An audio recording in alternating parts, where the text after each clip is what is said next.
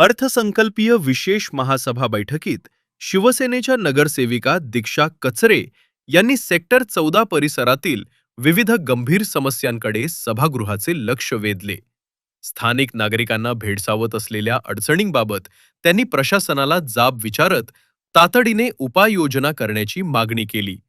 कचरे यांनी सांगितले की सेक्टर 14 मध्ये पार्किंगची समस्या दिवसेंदिवस वाढत असून नागरिकांना मोठ्या अडचणींचा सामना करावा लागत आहे.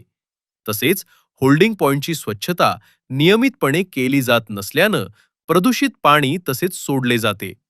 परिणामी संध्याकाळच्या वेळी परिसरात मोठ्या प्रमाणात दुर्गंधी पसरते आणि आरोग्याचा प्रश्न निर्माण होतो. याशिवाय या भागात केवळ एकच रस्ता असल्यामुळे वाहतूक कोंडीची समस्या गंभीर बनली आहे. वाढत्या ट्रॅफिकमुळे नागरिक त्रस्त झाले असून यावर तातडीने पर्यायी उपाययोजना करण्याची गरज असल्याचे त्यांनी स्पष्ट केले. क्रीडा मैदानाच्या सुरक्षेबाबतही कचरे यांनी मुद्दा उपस्थित केला. मैदानात सर्व सुरक्षा रक्षकांना प्रवेश देण्यात यावा, जेणेकरून कोणतेही गैरप्रकार घडणार नाहीत, अशी मागणी त्यांनी केली. तसेच विद्यार्थ्यांच्या शिष्यवृत्तीबाबतही त्यांनी चिंता व्यक्त केली. अनेक विद्यार्थ्यांच्या खात्यात अद्याप शिष्यवृत्तीचे पैसे जमा झाले नसल्यानं त्यांच्या शिक्षणावर परिणाम होत असल्याचे त्यांनी सांगितले आणि प्रशासनानं याकडे तातडीने लक्ष द्यावे अशी मागणी केली. एकूणच सेक्टर 14 मधील मूलभूत सुविधा, स्वच्छता, वाहतूक आणि शिक्षणाशी संबंधित प्रश्नांवर नगरसेविका दीक्षा कचरे यांनी आक्रमक भूमिका घेत प्रशासनाला जबाबदार धरले. उपमुख्यमंत्री तथा ठाणे जिल्ह्यातील पालकमंत्री माननीय श्री एकनाथजी शिंदे साहेब व संसदरत्न लोकप्रिय खासदार माननीय श्री नरेश म्हस्के साहेब यांचा आभार मानते की त्यांच्यामुळे व प्रभागातील नागरिकांमुळे मला बोलण्याची संधी मिळाली. महानगरपालिकेत मार्फत सर्व नगरसेवक, पालिका अधिकारी व पत्रकार यांना देण्यात येणारे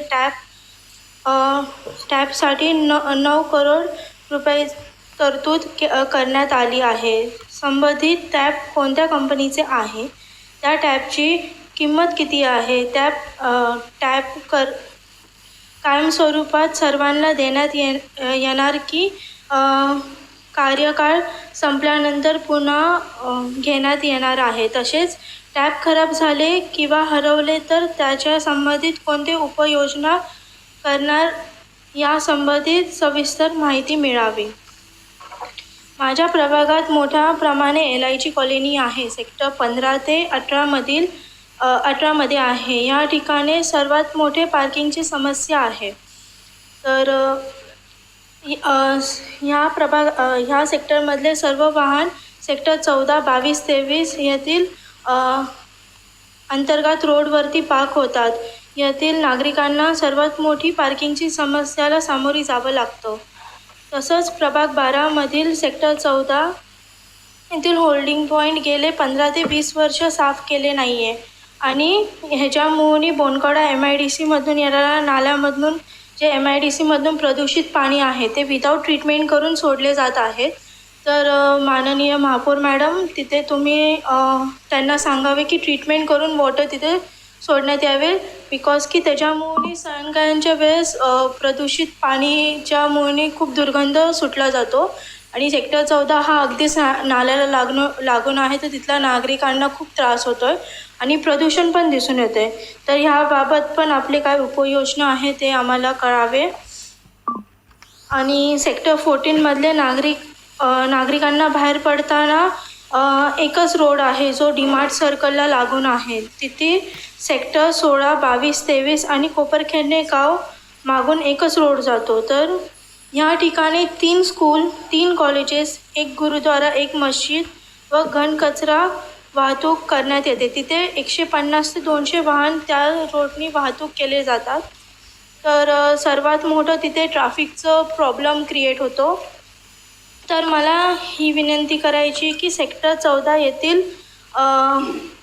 जो नाला आहे आणि होल्डिंग पॉईंटच्या मधून जो रस्ता आहे जो बेवर्ली पार्कला जातो, तर तिथे रोडचं उपाययोजना करावी.